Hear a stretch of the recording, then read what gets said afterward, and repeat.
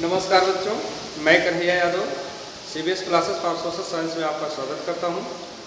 आज की वीडियो के अंतर्गत हम लोग जल संसाधन के अंतर्गत बहुउद्देशीय नदी परियोजनाएं और समन्वित जल संसाधन प्रबंधन के बारे में अध्ययन करेंगे। जैसा कि पिछली वीडियो में हम लोग जान चुके हैं कि हमें जल का संरक्षण एवं प्रबंधन करना क्यों जरूरी है, क्यों आवश्यक है। इस वीडियो में हम लोग जल का संरक्षण एवं प्रबंधन किन उपायों से किया जा सकता है, उन उपायों में से या जिन उपायों से किया जा सकता है उन उपायों में से एक उपाय बहुउद्देशीय नदी परियोजना और समन्वित जल संसाधन प्रबंधन के बारे में जानेंगे। तो आइए शुरू करते हैं। सबसे पहले बहुउद्देशीय नदी परियोजना बता दें आपको। नदियों पर जो अनेक उद्देश्यों की पूर्ति के लिए बांध बनाए जाते हैं, नदियों पर अनेक उद्देश्यों की पूर्ति के लिए जो बांध बनाए जाते हैं उन्हें बहुउद्देशीय परियोजनाएं कहा जाता है। अब बांध किसे कहते हैं, इसको पहले जाना जाएगा। बांध क्या है या बांध किसे कहते हैं। देखिए,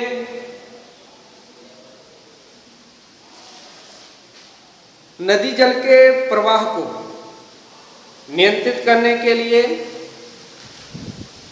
मृदा, कंक्रीट आदि के माध्यम से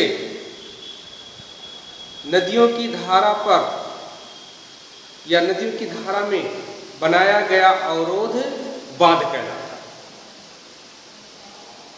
अब आगे हम बहुउद्देशीय नदी परियोजनाओं के लाभ के बारे में जानेंगे या बहुउद्देशीय नदी घाटी परियोजनाओं से कौन कौन से लाभ होते हैं, या जैसा कि नाम ही कह रहा बहुउद्देशीय, यानी कि नदी घाटी नदियों पर जो डैम बनाए जाते हैं, जो बांध बनाए जाते हैं, वो कौन कौन से उद्देश्यों को पूरा करने के लिए बनाए जाते हैं, या हमारे कौन कौन से उद्देश्यों को पूरा कर सकते हैं, या उनसे हमारे कौन कौन से उद्देश्यों की पूर्ति होती है।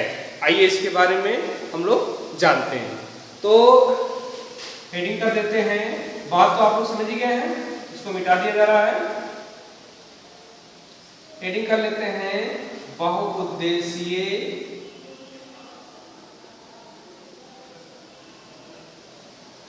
नदी परियोजनाओं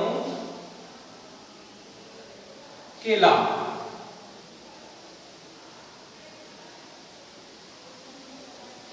देखिए, नदियों पर जो बांध बनाए जाते हैं उनसे कौन कौन से लाभ हो सकते हैं, उनसे हमारे कौन कौन से उद्देश्यों की पूर्ति हो सकती है। आइए इसके बारे में हम लोग जानकारी प्राप्त करें। तो सबसे पहला हमारा कौन सा उद्देश्य पूरा हो सकता है या कौन सा लाभ होता है, वह है नंबर 1 बाढ़ नियंत्रण या बाढ़ की समस्या का निराकरण।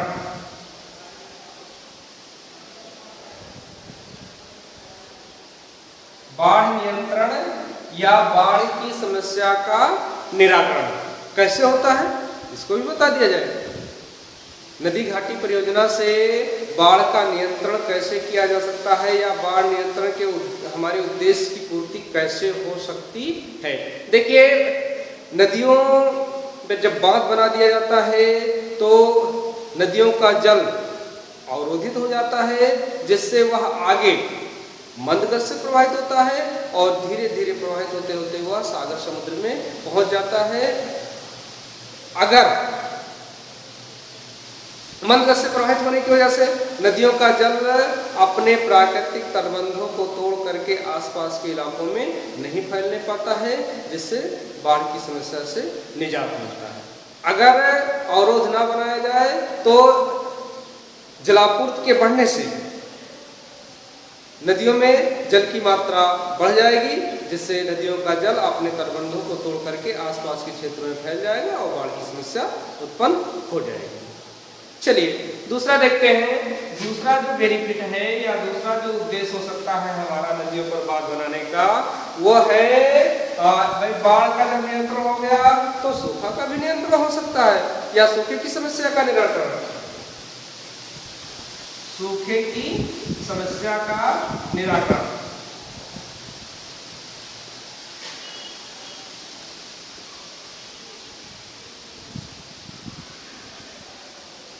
सूखे की समस्या का निराकरण। भाई नदियों पर हम बांध बना दे रहे हैं, नदियों का पानी रोक ले रहे हैं, एक तो उधर बाढ़ से हमको निजात मिल रही है, बाढ़ की समस्या से हम छुटकारा पा रहे हैं, और हम जानते हैं कि हमारे देश में अगर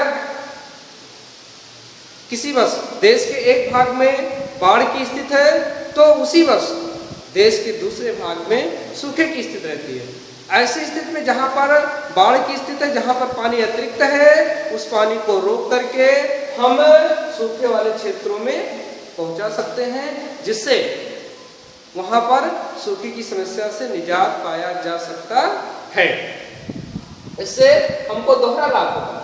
एक तो बाढ़ से जो हमको नुकसान हो रहा है या बाढ़ से प्रभावित लोगों को सुविधाएं उपलब्ध कराने में जो हमको व्यय करना पड़ रहा है, उससे हमको छुटकारा मिल जाता है, और दूसरा सूखे की समस्या से जो हमको राहत आज पहुंचाना पड़ता है, उससे भी छुटकारा मिल जा रहा है। अब तीसरा पॉइंट है मृदा अपर्दन या मृदा संरक्षण। मृदा संरक्षण कर ले या मृदा अपर्दन पर रोकथाम।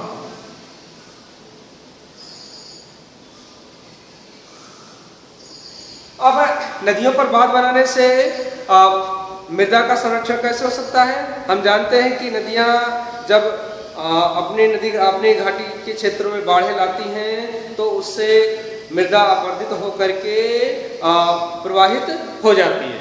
अगर बाढ़ पर नियंत्रण पा लिया जाएगा तो मृदा का संरक्षण भी हो जाएगा, मृदा अपरदन रुक जाएगा। अगला जो पॉइंट हो सकता है, कारण लाभ हो सकता है, वह है पेयजल आपूर्ति। चौथा पेयजल आपूर्ति।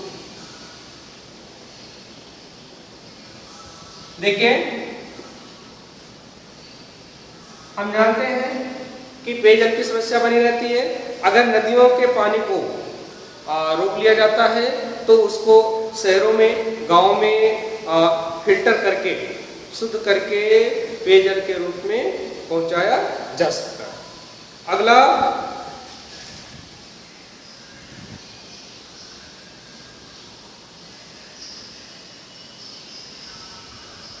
सिंचाई की सुविधा या सिंचाई।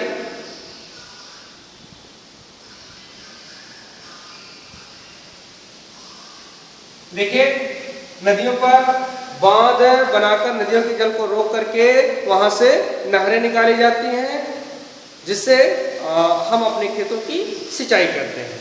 ये भी एक लाभ है, ये भी हमारे एक उद्देश्य की पूर्ति इससे हो रही है। अगला है 6वां नंबर, जल विद्युत उत्पादन। जल विद्युत उत्पादन। नदियों पर बांध बना करके नदियों के प्रवाह को नियंत्रित किया जाता है और नदी के जल को एक निश्चित ऊंचाई से, निश्चित मार्ग से छोड़ा जाता है, जिससे टरबाइन को चला करके जल विद्युत का उत्पादन किया जाता है। अगला 7वां होगा, वह होगा जल परिवहन की सुविधा या नौका गम्य की सुविधा। जल परिवहन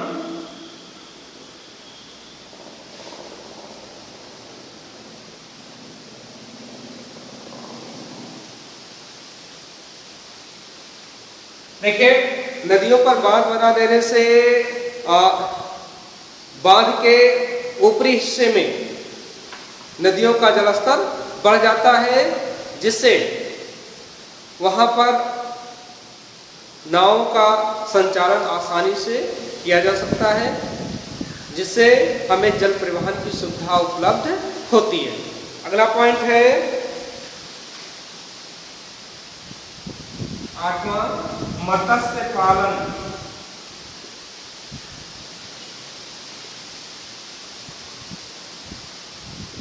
नदियों पर बांध बनाने से झील का निर्माण हो जाता है, तालाब का निर्माण हो जाता है, जिसमें मत्स्य पालन किया जा सकता है। अगला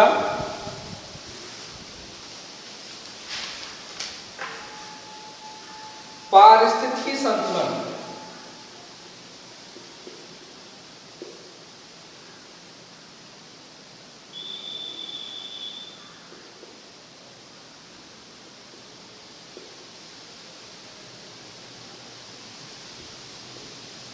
देखिए, नदियों पर बांध बना देने से सूखे की समस्या से निराकरण मिल जाता है, बाढ़ की समस्या से निराकरण मिल जाता है, जिससे जिन क्षेत्रों में बाढ़ की वजह से पेड़ पौधे वनस्पतियां जीव जंतुओं का विनाश होता था, उन क्षेत्रों में जीव जंतुओं के विनाश से छुटकारा मिल जाएगा। जिन क्षेत्रों में सूखे की समस्या से पेड़ पौधे वनस्पतियों जीव जंतुओं को नुकसान पहुंचता था, उस समस्या से निजात मिल जाएगा। इस प्रकार पारिस्थितिकी संतुलन स्थापित हो जाएगा। अगला पॉइंट है, ये 9वां था। 10वां पॉइंट जो होगा वह होगा पर्यटन का विकास।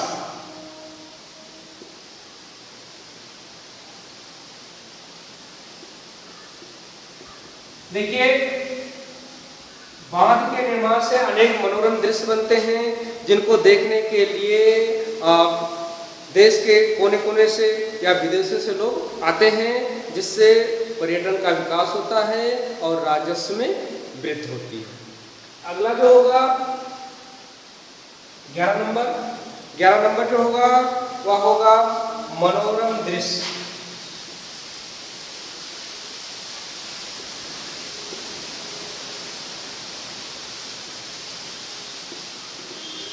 नदियों पर बांध बनाए जाने से अनेक प्रकार के मनोरम दृश्य उपलब्ध होते हैं, जो कि स्वास्थ्य की दृष्टि से काफी महत्वपूर्ण होते हैं।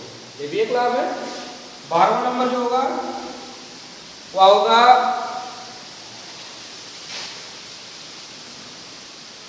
भूजल स्तर का बढ़ना।